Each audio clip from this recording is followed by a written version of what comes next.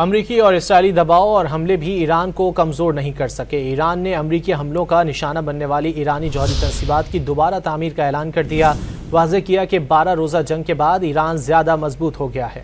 اعلیٰ عسکری قیادت کی شہادت کے باوجود ایران کے حوصلے بلند ہیں۔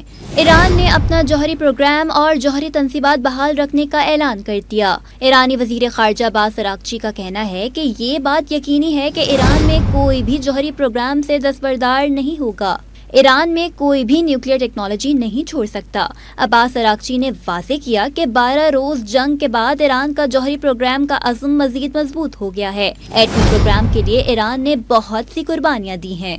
اقوام متحدہ کی سلامتی کونسل میں ایرانی مندوب نے کہا کہ ایران نے غیر قانونی جارحیت کا سامنا کیا۔ اسرائیل نے ایران پر بلا اشتعال حملے کیے۔ ایران امن کے لیے پرعزم ہے اور ایران IAEA سے مکمل تعاون کر رہا ہے۔ To the participation of the delegation of the Israeli regime in this meeting. Israel has no standing to take part in this meeting. This regime has no connection to the agenda of the meeting. However, with the full US support, Israel has targeted Iran's peaceful nuclear facilities, civilians and civilian infrastructure. It is disappointing that the Council failed to condemn these illegal attacks. Iran never initiated this war.